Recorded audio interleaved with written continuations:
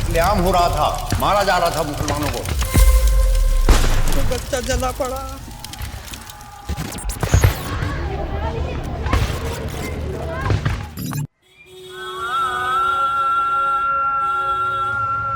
साढ़े 10 और 11 के बीच में शराब का ठेका लुटवाया। पीएससी ने खुद ताले तोड़े उसके। अपने सामने हम देख रहे हैं कोई बच्चा जला पड़ा, तो उसका माँ बाप का क्या हाल होगा। कत्लेआम हो रहा था, मारा जा रहा था मुसलमानों को।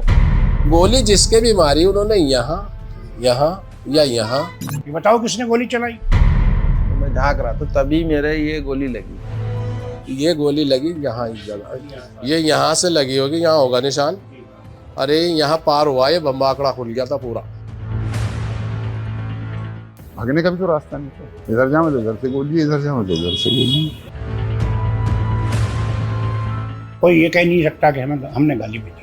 हिंदू हूँ, शेड्यूल कास्ट हिंदू हूँ, लेकिन ऐसा नहीं हो कि किसी लड़ से। कैलाश भारती भी साथ में था और उसके पास वो गन थी और उसके भाई के पास राइफल थी। घटना के समय हम अपने घर से कहीं नहीं गए, किसी व्यक्ति को घटना में हमने देखा, शोर जरूर सुना। सारा मामला दो संप्रदाय के बीच में रख दिया। मैं ये जानना चाह रहा हूँ, जिन लोगों को बरी किया गया वो बेकसूर हैं। उन्होंने किसी को कुछ नहीं किया, मारा नहीं, जलाया नहीं, कुछ नहीं किया उन्होंने। पुलिस ने भी कुछ नहीं किया, तो हमें मारा किसने? पुलिस ने कराया, पुलिस ने ही ये ऑपरेशन किया। ये दंगा नहीं कराया, ये हमला किया सीधा। हमने अपने कत्ल खुद तो नहीं किया, अपने बच्चे खुद तो नहीं आग में डाल दिए हमने।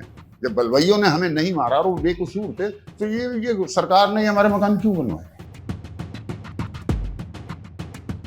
जब तक इंसाफ नहीं मिलेगा मैं लड़ता रहूंगा।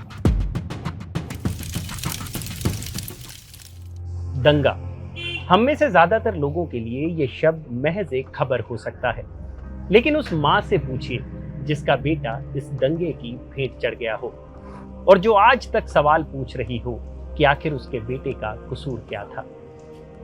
ऐसे ही न जाने कितने दंगे इस मुल्क में हुए जिसमें न जाने कितने हजारों लोगं ने अपनी जान गंवाई। ऐसा ही एक दंगा 23 मई 1987 को मेरठ के पास लगते गांव मलियाना में हुआ।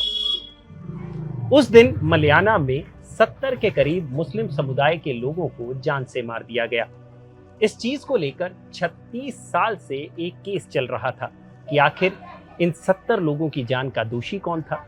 लेकिन जब इसका फैसला आया तो इसमें सभी लोगों को बरी कर दिया गया। तो आज हम उसी मेरठ के मलियाना गांव में हैं और यहां आकर हम यही जानने की कोशिश कर रहे हैं कि 1987 को, आज से 36 साल पहले दंगे के दिन यहां क्या क्या हुआ था, लोगों पर किस किस तरह की एट्रोसिटीज यहां पर गुजरी। हम आज उन्हीं लोगों से जानेंगे जिन्होंने ये दंश झेला था। इसके साथ ही हम इस केस को भी टटोलने की कोशिश करेंगे और ये जानने की कोशिश करेंगे कि मुस्लिम समुदाय और हिंदू समुदाय दोनों की तरफ से इस केस को लेकर क्या क्या कहना है। मलियाना दंगों को लेकर सबसे पहले हमने बात की याकूब से, जिन्होंने आज से 36 साल पहले 24 मई 1987 को इस दंगे की रिपोर्ट दर्ज करवाई थी। याकूब बताते हैं कि कैसे उनके भांजे को उनके सामने ही दंगाइयों द्वारा गोली मार दी गई, फिर कैसे एक पुलिस वाले ने उनकी जान बचाई। पिछले 36 साल में कोर्ट में क्या क्या हुआ और याकूब कोर्ट के फैसले के बारे में क्या सोचते हैं। मेरठ में कर्फ्यू लगे हुए, हम सब घर पे थे।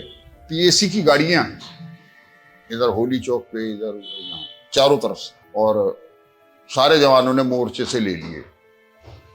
छतों पे, कुछ गलियों में, हिंदुओं के गलियों में, छतों पे बंदूकों से मोर्चे ले लिए। हमें दहशत हो गई बहुत ज्यादा। मैंने कहा भाई ये तो आज तो कुछ खराब है, मामला ठीक नहीं है। उन्होंने कहा, नमाज पढ़ के जैसे ही हम निकले 2 बजे, जब गोली चलाना और घरों में घुसना शुरू कर दिया, हिंदुओं को साथ ले। शुरुआत तो वहां से। तो पहले तो ये बता दूं कि मेरा सगा भांजा यही था, मेरी इसी छत पे गोली लगी, नहीं मर गया था वो। क्या गुलफाम नहीं मर गया था। तो मैं यहां से निकल के भागा क्योंकि अपनी अपनी जान बचाने की पड़ रही। उधर जाऊं तो उधर गोली, इधर जाऊं तो मुझे पुलिस ने पकड़ लिया। पीएसी वालों ने पकड़ लिया। मेरा कुर्ता उतरवा के पीछे हाथ बांध दिए, गांव से बाहर ले गए। वहां जाके मेरे हाथ पैर तोड़ गए पुलिस ने। 5-6 लड़के थे और निहत्ते थे, हम तो कुछ था ही तो नहीं। मारते मारते पैर भी तोड़ दिए, पसलियाँ तोड़ दी, यहाँ से भी तोड़ा, ये हड्डी टूटी और ये दोनों पैरों की हड्डी टूटी है, देख रहे। तो ये सारी चीजें थी, ये हड्डी टूट गई। वो इत्तेफाक ऐसा हुआ, हमारे थाना डीबी नगर में एक सरदार थे दरोगा ग्रेवाल, पता नहीं फरिश्ता बन के कहां से आ गए जीप लेके। उन्होंने तो लाइन में लगा लिया हमें 11-12 लड़कों को। वो बड़ा जो अफसर था पीएसी का, उन्होंने उड़ा दो, हाथ पैर तोड़ के हमारे। तो हम तो गए थे, इतने में वो जीप लेके, यार जीप हमारे ही सामने ला खड़ी कर। पुलिस वाले अपना तैयार थे, वो सरदार ने जो था एकदम रिवाल्वर अपना उनके भी हाथ में था, कहने लगे उनकी तरफ हो, कहने लगे किसी ने भी एक फायर करा तो देख ले, मैं तो मरूंगा, मार के मरूंगा, हाथ मत लगा देना, जो तुमने करना था वो कर लिया। उन्होंने हमसे कहा भी कैसे भी मेरी जीप में घुस जाओ। मैंने हाथ पैर तो टूटते पड़े, कुछ उन्होंने सहारा दिया, कुछ कैसे कर, हम जीप में घुस गए उल्टे सीधे, खून बुरे हशर था हमारा। तो वो जीप में भर के हमें ले गए, तो हमारी ही जान बची। पुलिस का भी इसमें रोल है, लेकिन पुलिस ने अपनी जान बचा ली, उधर कर लिया। तो ये उस वक्त जो है फिर FIR हुई अगले दिन सुबह 24 तारीख को, 23 मई को तो ये सब कुछ हुआ और हम थाने पहुंच गए। सुबह जो है FIR हुई 93 लोगों के खिलाफ। जितना लिखवाया, जितना मैंने था उतना लिख दिया। दहशत का माहौल बहुत था भैया, दहशत के माहौल में आप पुलिस के खिलाफ हूँ कह दोगे, गोली लगेगी। जांच आयोग गठित किया गया, जस्टिस श्रीवास्तव थे, उन्होंने अपनी कार्रवाई यहाँ शुरू की और तमाम गवाह हम कचहरी में जाते रहे। उन्होंने दौरा किया यहाँ का, महीनों लग गए उसी में। तो उसके बाद उनकी रिपोर्ट आज तक ओपन नहीं हुई। उन्होंने क्या रिपोर्ट दी अपनी, किसी को भी नहीं पता। अगर वो रिपोर्ट शाया हो जाती तो मुझे यकीन है कि उसमें पीएसी के खिलाफ भी मुकदमे में शामिल होते, पुलिस के भी खिलाफ हो जाता वहां, तो वो भी इसी में शामिल होते, तो फिर सही होता। तो शुरुआत तो ये भी इतनी है, वो भी इतनी है, लेकिन वो रिपोर्ट आज तक भी गवर्नमेंट ने ओपन नहीं किया। राजीव गांधी साहब जो आए थे झगड़े से कोई 15-20 दिन के बाद ही आए थे। पैदल सहारे में देखा, सोनिया जी भी साथ थी। 20-20 हज़ार रुपये मुआवजे के भी मिले, 500 रुपये जख्मियों को भी मिले। तो राजीव साहब ये करके गए। 10 साल बीत गए।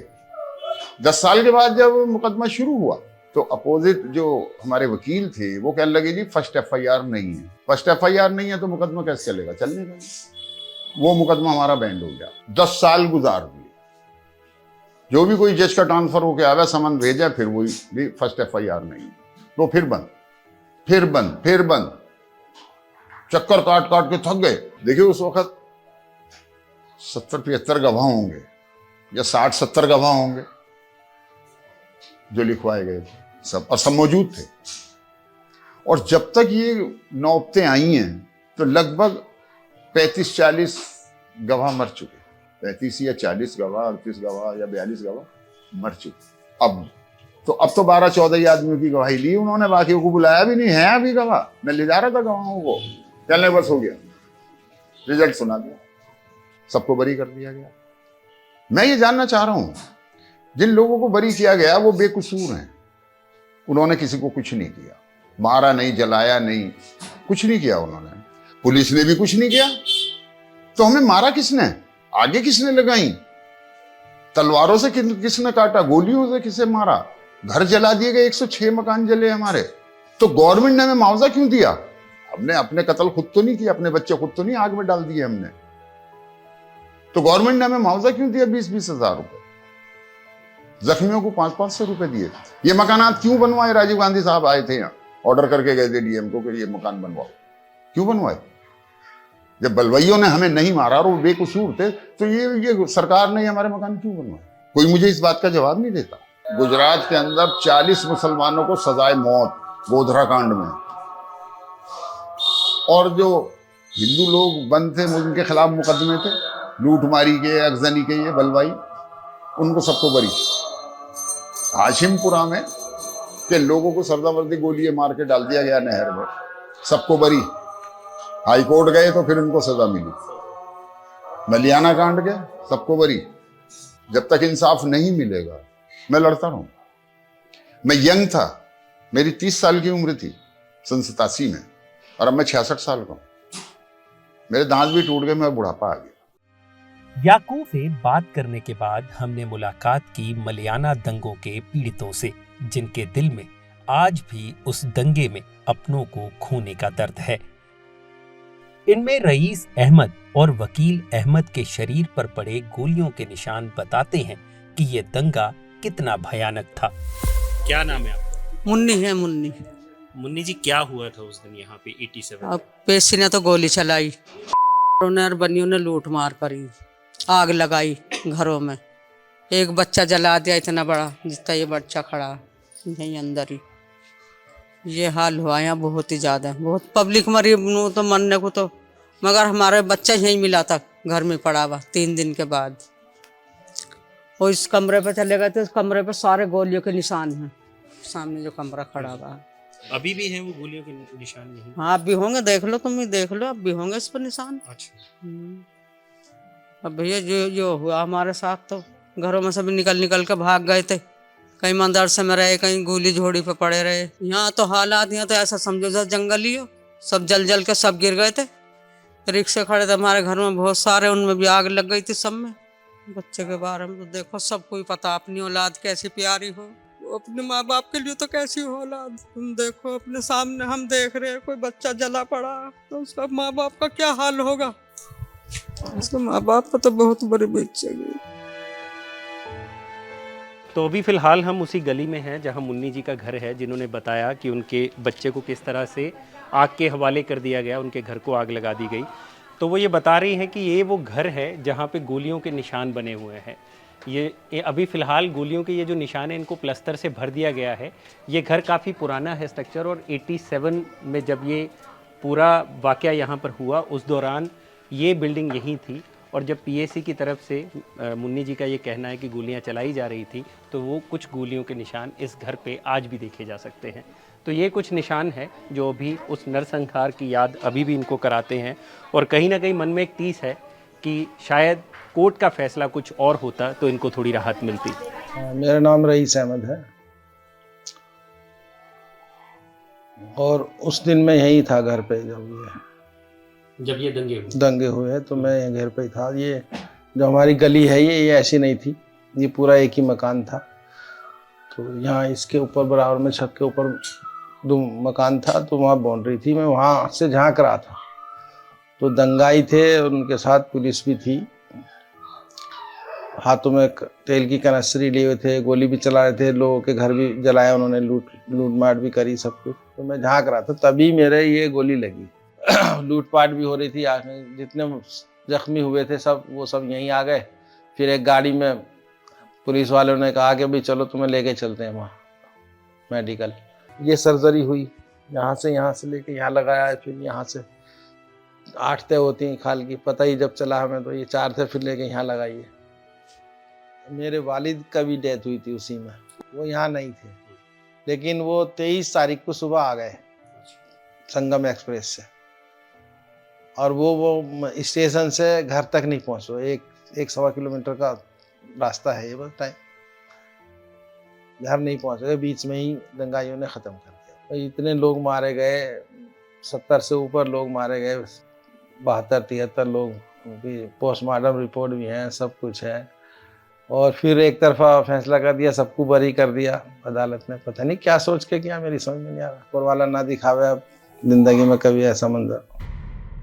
वकील अहमद के बेटे वसीम अहमद बताते हैं कि दंगे के वक्त उनकी उम्र महज 5 साल थी, और वो याद करते हैं कि कैसे उनके पिता खून से लथपथ थे और वो मंजर कितना भयानक था।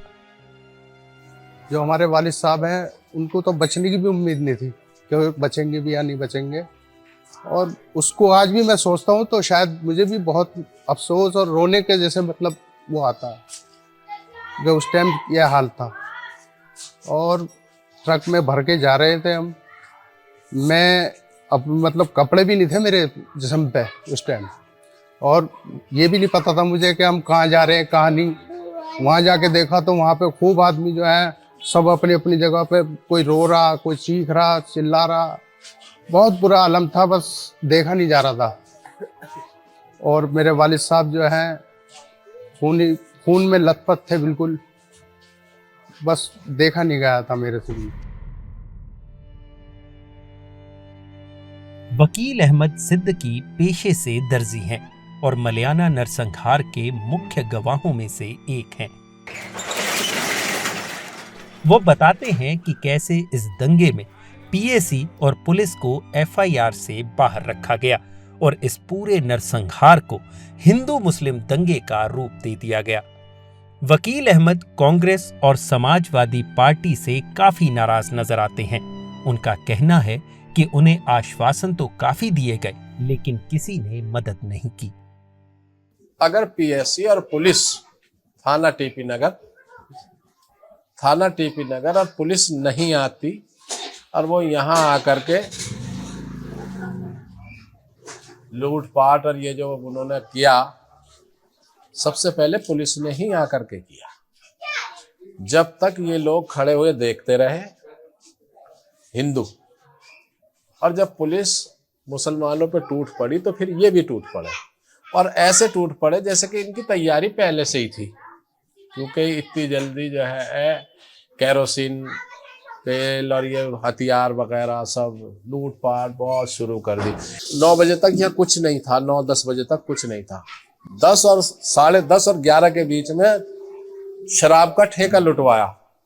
पीएससी ने खुद ताले तोड़े उसके और उसे लुटवाया, और हरिजन बस्ती में शराब बटी। आप ये आज भी पूछ सकते हैं उनसे, और किसी से भी पूछ सकते हैं। जब वो लुटी और उसके बाद 1:30 और 2 के बीच में पीएससी और पुलिस आई और उसने सीधा हमला किया।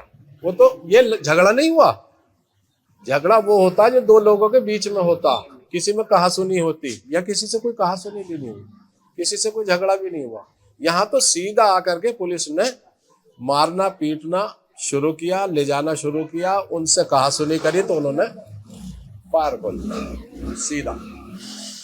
जब फायर खोल दिया और जब कई लोग मारे गए, फिर ये भी भिड़ गए।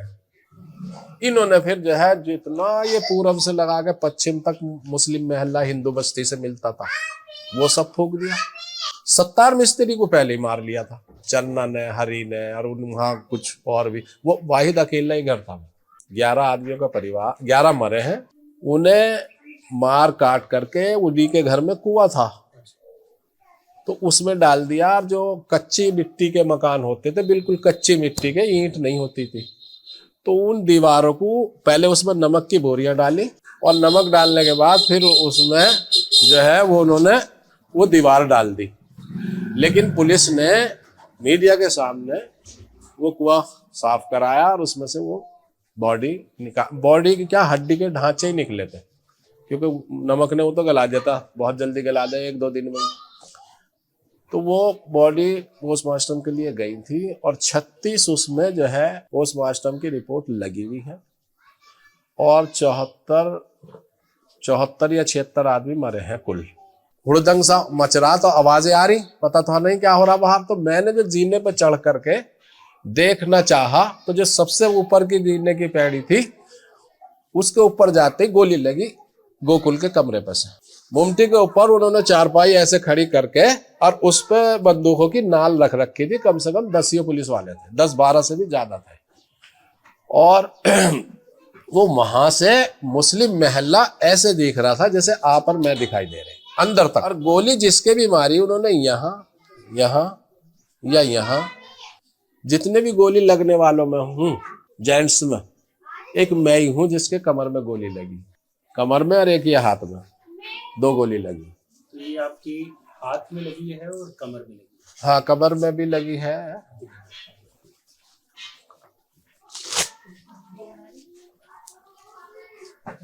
कमर में, या जैसे वो उधर से मार रहे थे तो मैं ऐसे ही था जैसे अब आपके सामने है। तो ये गोली लगी यहाँ इस जगह, ये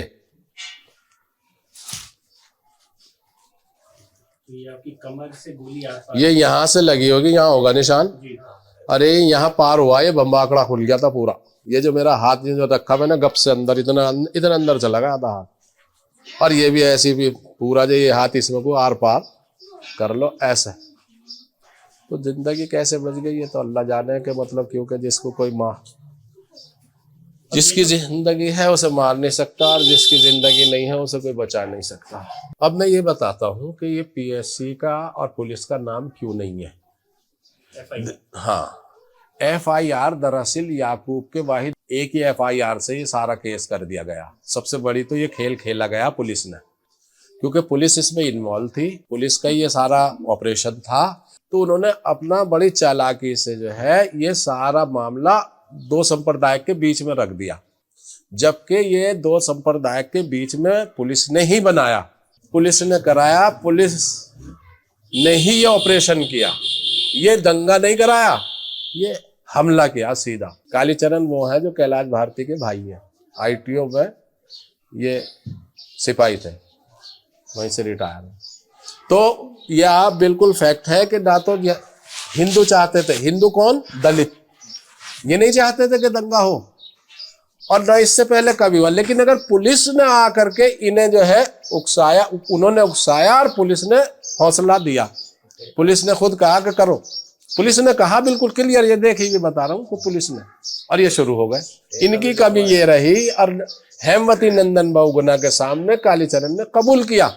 अगर वो आप क्लिप निकलवाएंगे ऐसी हुई वो भी बात। हेमवती नंदन बहुगुणा आप जानते हैं? बिल्कुल। हेमवती नंदन बहुगुणा जी और दूसरे उनके साथ में मंजूर MLA VP मौर्य ये आए हुए थे। तो उन्होंने एक सवाल किया था कि जब कभी, जो मैंने अभी बात बताई कि जो कभी दंगा नहीं हुआ था तो यहाँ क्यों हुआ, और वो उन्होंने सवाल किया था इन्हीं लोगों से, दलितों से, कि आ जाओ आगे को आ जाओ, ये भी थे मौजूद। तो जब ये आए तो कालीचरण ने पहला लफ्ज उसका ये था कि मुसलमान PSC को मार रहे थे, PSC को ये मार रहे थे इसलिए हम भी PSC के साथ हो गए, ये अल्फाज उसने कहे। तो उन्होंने जवाब में ये कहा कि भाई ये तुम्हारे अपने थे या PSC अपनी थी। VP मौर्य से कालीचरण बोले कि मैं कैलाश भारती का भाई हूँ और आप मेरे घर चलिए, क्योंकि वो घर आते थे कैलाश भारती के। कैलाश भारती अच्छे नेताओं में थे उस वक्त, इनकी बात थी, ये चाहते तो कोई एक कदम आगे भी नहीं बढ़ सकता था। लेकिन मैं मानता हूं कोई मजबूरी रही होगी, रोज रोज मुझे ये बहुत लंबी बात हो जाएगी। इनका रुतबा था बहुत और ये आने वाले वक्त के अच्छे बड़े नेता भी थे, बल्कि इनका कैरियर इसमें हुआ खराब। ये तो मेरठ शहर में दंगा हो रहा था और ये जो राजनीतिक लोग थे कांग्रेस के, इन्होंने वीर बहादुर के कान में क्या उल्टा सीधा डाला। इन्होंने उल्टा सीधा क्या डाला मैं ये बताता चलूं कि इन्होंने जैसा कि यहाँ उसने करा ना कि हिंदू को मार दिया, हिंदू औरतों को मारा, इन्होंने ऐसा ही वीर बहादुर को बताया कि मुसलमानों ने मेरठ में बैंक कॉलोनी बिल्कुल खत्म कर दी हिंदुओं की, मुसलमानों के कारखाने, हिंदुओं के कारखाने फूंक दिए मुसलमानों ने, ये कर दिया वो कर दिया, इतना बड़ा चढ़ा करके बताया। तो उन्होंने कहा तुम क्या चाहते हो, ऐसा मैंने सुना, मैं तो नहीं था वहां। उन्होंने तुम क्या चाहते हो, उन्होंने जी इंतजाम, तो उसने ऑर्डर कर दिया। पुलिस भी बिना ऑर्डर के नहीं करा, उसने भी ऑर्डर भी कांग्रेस के ही थे ये। और कांग्रेस ही एक ऐसी पार्टी है जिसने हिंदुस्तान में, हिंदुस्तान का तो भला किया मुल्क का तो, लेकिन मुसलमानों का बहुत नुकसान किया। मुसलमानों को तो उसने गर्द में उतार दिया। भाजपा है सब कुछ कर रही, लेकिन वो कह के तो कर रही, भाई हमें दिखाई दे रहा आप ये लेकर के खड़े, दिखाई तो दे रहा, और आप बगल में छुपाए खड़े। तो कांग्रेस तो बगल में छुरी रखती, कांग्रेस ने तो हमें मुसलमानों को गर्द में पहुंचा दिया। सबसे बड़ी दुश्मन तो मुसलमानों की कांग्रेस ही निकली। कांग्रेस के जमाने में ये सब कुछ हुआ। राजीव गांधी भी यहाँ आए और भी बहुत नेता आए, कितने गिनवाऊं में, मिला भी मैं सबसे। VP सिंह ऐसे मिल के गए, यूं कह के गए कि अगर मेरी सरकार आई तो मैं जो है मतलब मलियाने का इंसाफ सबसे पहले करूंगा, पहले यही काम करूंगा। सब ये कह के गए इंसाफ मिलेगा। एक आयोग भी बना, श्रीवास्तव आयोग, आज तक उस तक की नहीं कोई कर पाया कि भाई उस आयोग ने क्या रिपोर्ट दी। तो कौन करना चाहता, सिर्फ रोटियां सेकी। VP सिंह प्रधानमंत्री बन गए, मुलायम सिंह जो है मुख्यमंत्री बन गए 4 बार मुसलमानों के दम पे। क्या मुलायम सिंह ने कर दिया? वो आजम खां जो है 50 बार यहाँ है, आजम खां भी खूब विकास मंत्री और फला फला मंत्री बन गए। क्या बलियाने के लिए क्या करा उन्होंने, क्या किया उन्होंने? किस बूथ के पे मंत्री बने थे? मुसलमानों ने तो बनाया था। ये 4 बार जो इसकी सरकार बनाई मुख्यमंत्री मुलायम सिंह की, किस बूथ पे बनी? कोई काम किया? ये कब्रिस्तान की दीवार करा देना और या कोई किसी को नौकरी दे देना या किसी को मंत्री बना देना, ये मुसलमानों का भला है क्या? मुसलमानों का भला होगा एजुकेशन से, या उनके लिए जो इंसाफ और ये दंगे फसाद ना हो। हम तो ये चाहते हैं कि कानून बिल्कुल ईमानदारी से काम करे। हमारी तरफ से अगर जो कोई मुसलमान गलत कर रहा तो मुसलमान को तो इतनी कड़ी सजा दी जाए कि जितनी दूसरे को ना दी जाए, सबसे ज्यादा इसे दी जाए, और वो हो रही है। अब आप ये देखिए मुसलमानों का क्राइम कम हुआ या नहीं हुआ जो मुसलमानों के अंदर था। मैं तो चाहता हूं भाजपा 10 साल और रहे। ये जो हराम की खा रहे थे ना मुसलमान, इनका ये खाना बंद होगा। ये जो बेईमानी और लूट और चोरी और छीन चोरी और ये कर रहे थे, जैसी करनी वैसी भरनी, करा मैंने भर रहा ये है, करा इसने भर रहा मैं हूं, ये गलत हो रहा। जो ना अगर जालिमों के साथ हुकूमत सख्ती पेश कर रही तो ये तो बहुत अच्छी बात है। हुकूमत डंडे की और ये जो धर्म होता है ये नरमी का, चाहे वो कोई सा भी हो। लेकिन आज तो धर्म भी बड़ी गर्मी का चल रहा। ये अदालत का फैसला है और अदालत का फैसला माननीय है, वो बात अलग है कि हम दुखी हैं इस फैसले से, बहुत परेशान भी हैं। और हमारे जो वो पुराने जख्म थे वो कोई तो कहता ताज़ा हो गए, ताज़ा नहीं हो गए, किरोत दिए गए। ये इतने मजलूम लोगों का केस है कि वो लोग जो है सुबह को कमाने जाते हैं और शाम को खाते हैं, तो वो लोग कैसे मुकदमा लड़ सकते हैं? मेरी गवाही 2009 से 2010 तक चली है, 15 महीने मैंने गवाही दी लगातार, और किसी भी पेशी पे मेरा ऐसा नहीं हुआ कि जो बिना गवाही दिए वापस आ गया हूँ। तो आप ये मानिए 54 से 56 तारीखों में इस बीच में मैंने क्या कुछ नहीं बताया। जब मैं आपसे बता सकता हूँ तो क्या मैंने न्यायालय में नहीं बताया?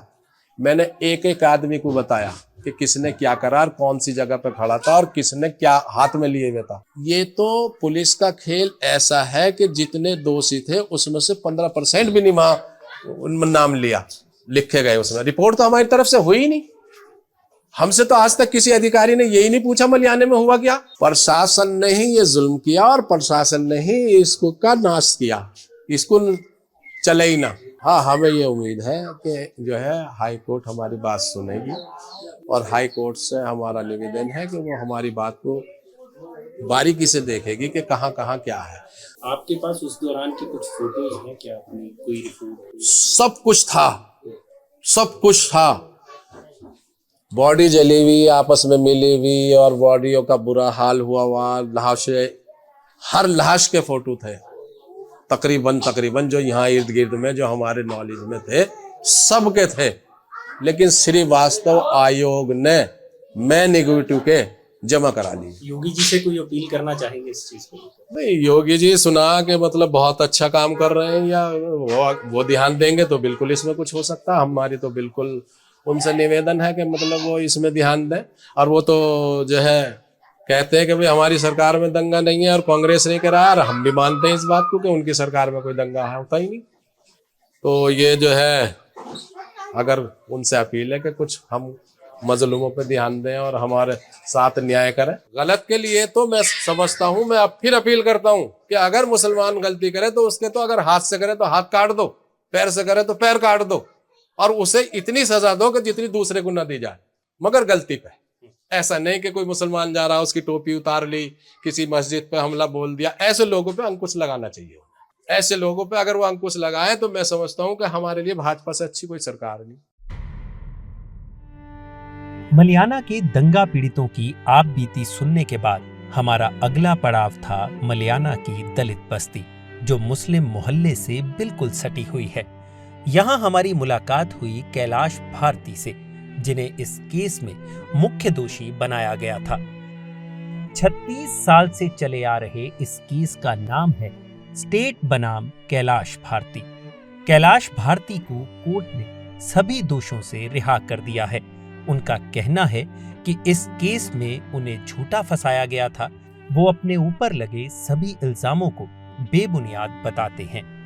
23 मई 1987 के बारे में जो घटना घटी, मुझे ये कहना है, वास्तविकता ये है मेरी सच्चाई, कि बेगुनाह मेरे को इन्होंने पकड़ा। घटना के समय हम अपने घर से कहीं नहीं गए, किसी व्यक्ति को घटना में हमने देखा, शोर जरूर सुना, फायर की आवाज भी सुनी और शोर भी सुना, लेकिन ये पता नहीं कौन शोर कर रहे थे, क्या नहीं कर रहे थे। सारे दिन अपने घर पर रहे। अगले दिन 24 तारीख को मुझे 2 मिलिट्री का आदमी ले गए बुला के कि वकील साहब आपको चल रहा है, अमन कमेटी की मीटिंग हो रही है, मलियाने में कुछ लोगों की मीटिंग है कि शांति व्यवस्था जिसमें रहे, जो हो गया सो हो गया, कल ऐसा आ गया, होना नहीं चाहिए। मैं चला गया। जाने के बाद कहने लगे आप गिरफ्तार हो गए, पकड़ लिया गया। इस मोहल्ले का भी कोई आदमी तो ऐसा नहीं, बड़े मजदूर लोग रहते हैं, डेली वेजेस पे काम करने वाले, इस तरह के ऐसे लोग इस मुकदमे में हैं जिनको भाड़े के 10 रुपए भी कचहरी तक जाने के नहीं उपलब्ध होते थे। कोई भी ये कह दे, जिन लोगों ने हमारा, जिनसे खिलाफ मुकदमा हो रहा है, कोई ये कह नहीं सकता कि हमने गाली भी दी। मुझे आज तक भी मेरे दिमाग में एक तस्वीर नहीं है कि याकूब ने मेरे खिलाफ रिपोर्ट निकाली हो। मैं 1984 में भी MLA का चुनाव लड़ा था, 84 में हसनापुर से। हो सकता है कोई मेरा राजनीतिक ऐसा हो। 88 में फिर जो है मैं पार्षद भी बना हूँ यहाँ। बीजेपी में तो मैं उसमें आया हूँ 89 में। एक तो इन्होंने जाति हिंदू की कोई छोड़ी नहीं है। जाटव लोग भी हैं, वैश्य भी हैं, ब्राह्मण भी हैं, जाट भी हैं, सैनी भी हैं, माली भी हैं। 93 लोगों का नाम था। और 93 में से एक और बात बताऊं, जो हमें कोई FIR नहीं मिली इसकी कभी भी। उस 93 में से 4 आदमी ऐसे थे जिनकी दंगे से 10 साल पहले और 7 साल पहले और 12 साल पहले और मेरे ख्याल 6-7 साल पहले डेथ हो चुकी। दंगे से पहले 4 नाम ऐसे थे। एक नाम ऐसा था सुरेंद्र कुमार गुप्ता नाम का, जो 18 मई 1987 को दयानंद नर्सिंग होम में सीरियस कंडीशन में एडमिट था। 25 को उसकी छुट्टी हुई है। दयानंद नर्सिंग होम को सर्टिफिकेट लगा हुआ कि इस दिन से इस दिन तक सीरियस कंडीशन में हमारे यहाँ रहे। 3 नाम ऐसे हैं यहाँ पे जो इस नाम की कोई आदमी मलियाने में नहीं रहते। वो जज साहब ने कहा यार ये तो बड़ा गलत है, तो रिपोर्ट, ये तो इसका मतलब सरासरी झूठी है रिपोर्ट। इस तरह की घटना ऐसे हुआ और वो माना है उन्होंने। अब मैं आपको बता दूं कि जिस दिन ये मुकदमा छूटा है, हमको उन्होंने बरी किया। याकूब भाई आए रात के 11 बजे हमारे यहाँ, रात के 11 बजे आए। 10-12 हिंदुस्तान प्रेस वाले भी थे, 10-12 लोग आए। कह लगे कैलाश भारती यार आपको तो बिल्कुल झूठा फंसा रखा था, हमें दुख होता था आपका, आप भरे हो गए, मैं आपको धन्यवाद देता हूँ। मेरा और याकूब का उसी दिन रात का फोटो है, हिंदुस्तान पेपर में दिया साथ साथ। हमारे यहाँ 2 वर्गों में थोड़ा सा जरूर है कि हम तो शेड्यूल कास्ट के लोग हैं। मैं तो फैनाटिक हिंदू भी नहीं हूँ कि बिल्कुल के लड़ने वाला हूँ कि कट्टर जिसे हिंदू कहते हैं। हिंदू हूँ, शेड्यूल कास्ट हिंदू हूँ, लेकिन ऐसा नहीं हो कि किसी लड़ कि उसके लिए धर्म के लिए मैं किसी से लड़ूंगा जाके। फायर जरूर मैंने बता दिया आपको, फायर की आवाज़ सुनी है। अब मैं जो बिल्कुल नहीं कह सकता कि PSC थी या पुलिस थी, मैंने देखा नहीं उनको। उन्होंने पूछा एक से कि उनने कहा जी मेरे गोली लगी। जज साहब ने कहा किसने गोली मारी आपके? कि जी पता नहीं, चारों तरफ से गोली चल रही। जज साहब ने क्वेश्चन करें। और मैं आपको ये बता दूं कि ये जो डिसीजन आया है ये बिल्कुल न्यायिक प्रक्रिया से गुजर कर, जितने भी गवाह आ सकते थे सबको सम्मन किए हैं कोर्ट। कौन उपलब्ध है कौन नहीं है, सबको कोई कमी नहीं छोड़ी। इस तरीके से अदालत ये रही कि जरा सी भी इनकी कहीं अगर मिल जाए कोई कमी तो सजा कर दे। सुप्रीम कोर्ट की रूलिंग भी है कि भीड़ में अगर कोई आदमी खड़ा है और उसका कोई उद्देश्य नहीं, वैसी भीड़ में आदमी इकट्ठा होकर चला जाए तो सजा का हो थोड़ा ये खड़ा हो गया। या तो ये बताओ कौन मार रहा है, ये बताओ किसने गोली चलाई। 1000 आदमियों में से 7 आदमियों में से एक जगह ये कह रहे हैं कि जब हम मस्जिद में से नमाज पढ़ के आए तो बाहर बहुत भीड़ लग रही थी और वो जो है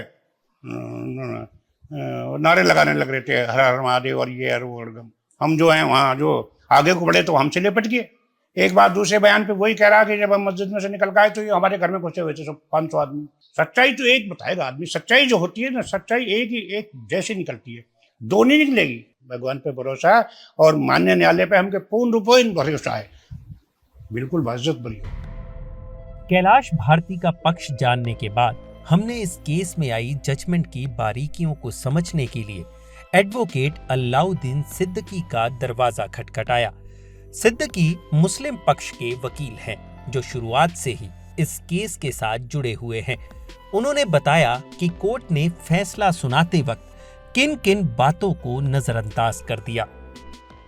1-2 बजे दिन के 300-400 लोग जो हिंदू थे, जो अपने हाथों में बल्लम, लाठी, तमंचे, बंदूक और जली हुई मशाले लिए हुए थे, तेल की कनस्त्री लिए हुए थे, उनका मोहल्ला शेखान अंबेडकर भवन से मिला हुआ है, पर लोगों ने उन मुसलमानों पर हमला बोल दिया। वह कह रहे थे कि इन मुसलमानों को खत्म कर दो, मार दो। देखिए एक वर्डिक आया है, वो कह रहे हैं ऑब्जेक्ट वो नहीं था, इंटेंशन ही नहीं थी उनकी, उनका कॉमन ऑब्जेक्ट ही नहीं था, कुछ भी नहीं था। अरे वो 300-400 आदमी ये कह रहे हैं कि मुसलमानों को मार दो, कुछ नहीं था। वो ये मैं अभी दिखाऊंगा, वो जजमेंट में वो लिखा हुआ, इन मुसलमानों को खत्म कर दो, जितने मारे जाएं खत्म कर दो। हल्ला बोल दिया और गोली चलाते हुए लाठी डंडे और मकानों में घुस गए, आग लगा दी। मकानों में आगजनी लूटमार करते हुए बढ़े। जिन मुल्जिमान को उसने मौके पर पहचाना उनके नाम कैलाश भारती, मुल्जिमान के नाम बता रहा हूँ, कैलाश भारती, कालीचरण, दयानंद, ताराचंद, आज़ाद, सुमंत्रा, रामबली, रघुबर, जुगल का भाई रामानंद, विक्रम, नरेंद्र, अन्य नाम इस वक्त याद नहीं है। हाजिर अदालत मुल्जिमों को देखकर कहा कि ये सब लोग मौके पर थे। मान और साथ सबूत क्या हुआ, क्या हुआ, इससे ज़्यादा क्या कह सकता है। मौके पर थे, इनके साथ अन्य लोग भी थे। इन्हीं लोगों द्वारा घटना कारित की गई है। जजमेंट में कहता है कि कोई इंडिपेंडेंट गवाह नहीं है, कोई गवाही दी नहीं है किसी ने इस बारे में कैसे मारे गए। करीब 68 मुसलमानों की हत्या की गई थी, जिनमें 15-16 लोगों के नाम तो मैं बता सकता हूं जो मारे गए हैं। नसीर अहमद, अशरफ, तस्लीम, गुलफाम, मुदस्सर, मुन्ना, कनीज, असगरी, सत्तार व उनके परिवार के 11 परिवार के लोग मारे गए और 6 मुसलमान इस्लाम नगर में आग से जलकर मार दिए गए। मस्जिद के इमाम को भी हत्या की गई, उसके साथ 3-4 व्यक्ति और मारे गए। इमाम काश्मीर महमूद पूरे परिवार के साथ मार दिया गया। फारूक ठेकेदार के परिवार के 23 लोग मार दिए गए, जिसमें फारूक भी शामिल है। उसके भी 2 गोलियां लगी थी, एक कमर में, यानी जो ये है विटनेस है वो कह रहा उसके भी 2 गोलियां लगी, उसके भी 2 गोलियां लगी थी, एक कमर में एक हाथ में लगी थी। चोटों का डॉक्टरी मायना हुआ था। ऑपरेशन में उसका गुर्दा निकाल दिया गया। उसके अलावा 25 आदमी अन्य घायल हुए थे, उनमें अशरफ व जफर वहीं मर गए थे। सहाना, चांदो, रईस अहमद और अल्लाह राजी, गुल्लू, वहीदन, हबीब, जमील, मेहरुद्दीन आदि थे। उनका घर व मकान आदि जले थे। मुसलमानों द्वारा मौके पर उसके घर व दुकान में लूटपाट की गई थी। पूरा मलियाना में 100 से लेकर 125 मकान मुसलमानों द्वारा जला दिए गए थे। और क्या शहादत चाहते हैं, और वो ये कहता है, उसका कहना ये है, ये आई विटनेस का अकाउंट है। ये जिसके गोली लगी हैं 2 बच गया है, मरा नहीं। वकील साहब, वकील अहमद, ये है वकील अहमद, हाँ, सर ऑफ बुंदू है शायद, नवाब है, सन ऑफ नवाब, इसके बाप का नाम नवाब है। तो ये उसका कहना है। एक और गवाह है PW2 अली हसन, ये भी आई विटनेस है। अपनी शपथ पत्र में कहा, शपथ पूर्वक किया कि 23 वर्ष पुराना वाकया है। सन 1987 था, गर्मी का दिन था। वह अपने गांव में अपने घर पर मौजूद था। 2 या 2:30 बजे के वक्त हिंदू लोगों ने उनके मोहल्ले पर मारो करके हमला कर दिया। और इंटेंशन और ऑब्जेक्ट कैसे देखेंगे आप भाई? उनके मुंह से कहा जा रहा मारो मुसलमानों को, तो ये काफी नहीं है। और 300 आदमी आ रहे हैं तो कॉमन ऑब्जेक्ट नहीं है उनका मानने का। घरों में आग लगा रहे हैं तो है नहीं उनका। उन्होंने जज कह रहा कि कॉमन ऑब्जेक्ट है ही कहाँ, और असेंबली कहाँ बनी कहाँ, और असेंबली अगर वो थी भी अनलॉफुल असेंबली, तब भी उनका रोल तो किसी का कुछ है ही नहीं, था ही नहीं। अलग अलग तो बताया नहीं किसने क्या करा। अरे 1 आदमी की नज़र जो है 200 आदमियों के एक्ट को देखेगी, किसने क्या किया। ये सारी बातें जो हैं लर्नेड जज ने सब बस क्योंकि उसे छोड़ना था, ये किया है। उसके बाप अल्लाह राजी को तबल मारा, उस समय वह भाग गया था। उसके घर के पास उसके भाई इस्लामुद्दीन का घर है, उसके रिक्शा खड़े थे, रिक्शाओं में आग लगा दी।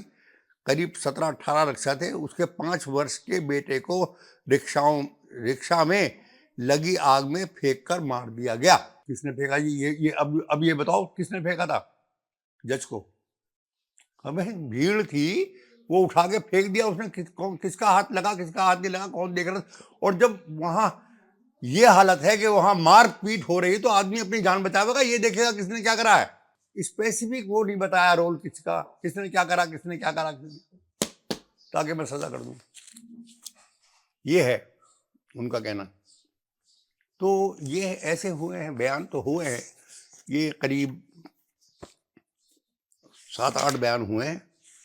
और उनका कहना ये है कि कोई जो है गवाह है ही नहीं इस केस में, यानी आई विटनेसेस हैं, इंजर्ड हैं, उनको भी वो मानते नहीं। दूसरी बात ये कहते हैं कि साहब गवाहों ने मुल्जिमान को आइडेंटिफाई नहीं करा। They live in the same vicinity. घर वो कह रहे हैं कि छतें मिली हुई हैं हमारी, बराबर वाले घर में रहता है आज़ाद, में यहाँ रहते हैं, समझे। वो घरों में छतों पे से कूद के हमारे घरों में आ गए। उसके बावजूद आइडेंटिफिकेशन चाहिए उनका। जब वो नाम ले रहे हैं कि ये आदमी था, वो कहते हैं साहब आइडेंटिफिकेशन तो हुआ ही नहीं इसमें। जज साहब का कहना ये है कि आइडेंटिफिकेशन भी नहीं हुआ। आइडेंटिफिकेशन परेड होनी चाहिए थी। वो हाथ रखता कि ये इस आदमी ने ये करा, इसने आदमी ने ये करा, इस आदमी ने, ये तो हुआ ही नहीं। वाह भाई वाह। उन लोगों की कराई जाती है आइडेंटिफिकेशन जिनको जाना नहीं जाता, जिनको वो जानते नहीं और थे, घटना में आए, उनको नाम से नहीं जानते। अब आइडेंटिफिकेशन कराएंगे कि कौन कौन थे, बताइए आप। जिसको वो नाम से जानता है, जो उसके घर के पड़ोस में रह रहा है, उसके आइडेंटिफिकेशन कराने की क्या तुक है? वो कह रहे हैं आइडेंटिफिकेशन तो कराई नहीं इस केस में। No independent witness was examined by the prosecution. ये इंडिपेंडेंट नहीं था। मतलब ये था कि किसी को जज साहब भेजते और वो आके कहता कि साहब हाँ जी मैंने भी देखा है वाक़या। क्या कहना चाहता है? ये 10 गवाह जो है वो ये कह रहे हैं कि हम मजरूब हैं, हमारे चोटें लगी हैं, हम वहां पर थे। अच्छा, अब सवाल ये है, वो ये कहता है जज कि साहब जिनको चोटें लगी थी, इंजर्ड थे, इंजरी रिपोर्ट तो पेश नहीं हुई। सारी इंजरी रिपोर्ट जो है फाइल पे लगी हुई है। अब अगर उसको एग्जिबिट नहीं कराया प्रोसिक्यूटर ने, तो क्या ये अदालत का काम नहीं था? उससे कहते भाई अभी है, इन्हें साबित तो करो। और सबसे बड़ी बात जो है वो ये हुई कि there is a gun shot wound of entry and exit. 2 हो गई। When a postmortem was conducted of this person, this injuries wiped out and 4 stab wound were shown on his body. उस आदमी के ऊपर 4 स्टैब वुंड दिखा दिए गए। तो ये तो प्रोसिक्यूशन को और डॉक्टरों को एडमिनिस्ट्रेशन ने इतना दबा रखा था कि जो हम कहें वो लिखो, किसी को गोली लिखने की जरूरत नहीं है तुम्हें। ना इंजरी रिपोर्ट आपने साबित, तो ये काम प्रोसिक्यूटर का था। प्रोसिक्यूटर भी मुल्जिमान से मिला हुआ था, जो सरकारी वकील। जी हाँ, सरकारी वकील था। केस तो स्टेट का था, स्टेट का प्रोसिक्यूटर था। वो उसको चाहिए था कि वो इंजरी रिपोर्ट को उसके सामने रखता कि ये रही इंजरी रिपोर्ट, ये आदमी था जी। लेकिन ऐसा कुछ भी नहीं हुआ, ऐसा कुछ भी नहीं हुआ। दूसरी बात ये है कि इसमें केस के अंदर प्रोसिक्यूशन, पुलिस और एडमिनिस्ट्रेशन सब मिला हुआ था। ये हमारा आपको लेके आए इसको याकूब को, याकूब से रिपोर्ट याकूब ने लिखाई है। सलीम है एक वहीं, वो उसने लिखी है। He was under pressure. You will not name any PAC और पुलिस पर्सन, किसी को नहीं कहोगे कि ये काम। अरे 10 आदमी गोलियों से मरे हैं और बोलते ये रॉयट नहीं, इट इज ए मैसेक्रे, कत्लेआम हो रहा था, मारा जा रहा था मुसलमानों को, ये रॉयट नहीं था। क्यों? ये 72 मुसलमान मर गए, किसी हिंदू के खराश आई, फिर रॉयट होता तो उनके भी किसी की चोट वो आती। half of the witnesses who were injured, they died or expired. कि कहाँ से लाए, और वो मर गए। फिर भी जितने थे उनको तो समन करने का काम अदालती का था, क्यों नहीं करा उन्होंने समन? आज भी जिंदा है। लाइए 10 गवाह तो आज अदालत में पेश कर दूं मैं, और हाई कोर्ट के कहेंगे तो वहां पेश करूंगा कि ये खड़े। क्यों नहीं एग्जामिन किया इन्हें?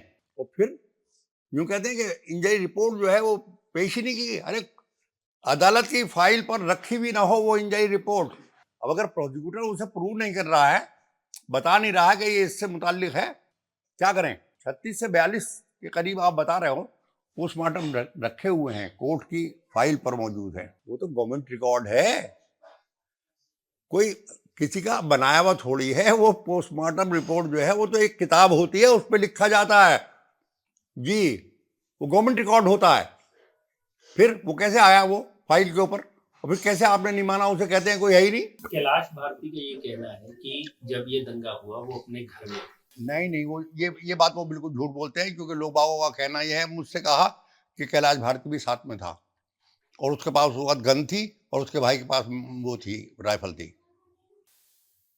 और एक बात ये भी है, एक लेडी जो है इंजर्ड है, उसके पिलेट्स लगे हैं, छर्रे लगे हुए हैं, वो तो गन से ही वो आए हैं। भाई देखिए, राइफल के अंदर या कट्टे के अंदर जो 3 उसका होता, 315 का हो या 302 का हो, उससे बुलेट चलेगी। छर्रे जो है वो 12 बोर की गन से चलते हैं, निकलते हैं। वो पिलेट्स जो है वो एक लेडी के लगे हुए हैं बहुत सारे। किसने चलाए? वो पीएसी वाले ने तो नहीं मारे। वो जो पिलेट्स लगे हुए हैं उस लेडी के, वो पीएसी के नहीं है। पीएसी के तो 303 से राइफल से चलाई होगी ना, उससे मारा। ये पिलेट्स का संग आए ये, और उनका कहना ये है गवान का कि ये कैलाश भारती के हाथ में थी बंदूक। और क्या चाहते हैं आप? मुझसे तो यही वर्जन आया कि कैलाश भारती के पास बंदूक थी, और ये कोर्ट में है वर्जन। नो, ये कौन देगा? उन्होंने ये तो कहा कैलाश भारती के पास बंदूक थी, उसके भाई के पास राइफल थी और ये चला रहे थे। लेकिन ये कि उन्होंने चला के किसी को मारा, ये बात नहीं आई। किसी ने नहीं कहा कि कैलाश भारती ने फलां आदमी के ऊपर गोली चलाई और उसे मार दिया, किसी ने नहीं कहा है। लेकिन कैलाश भारती अपने घर में तो बिल्कुल नहीं थे, अकॉर्डिंग। नहीं, घर में नहीं था, वो बाहर ही था। ये सारा इंस्टिगेशन उन्हीं का करा हुआ था। ना कोई वहां मरा, ना वहां कोई इंजर्ड हुआ, समझे? ये सारी झूठी और फर्जी बातें मलियाने वालों ने घड़ी, समझो, और मेरे मुंह से कहलवा दी। बस थैंक यू, और सारा कुछ नहीं कर सकता। मलियाना ही नहीं, इस देश में धर्म के नाम पर जो भी कत्लेआम हुए हैं उनके बारे में सोचकर कमलेश्वर की लिखी ये पंक्तियां याद आती हैं। इन बंद कमरों में मेरी सांस घुटी जाती है, खिड़कियां खोलता हूं तो जहरीली हवा आती है।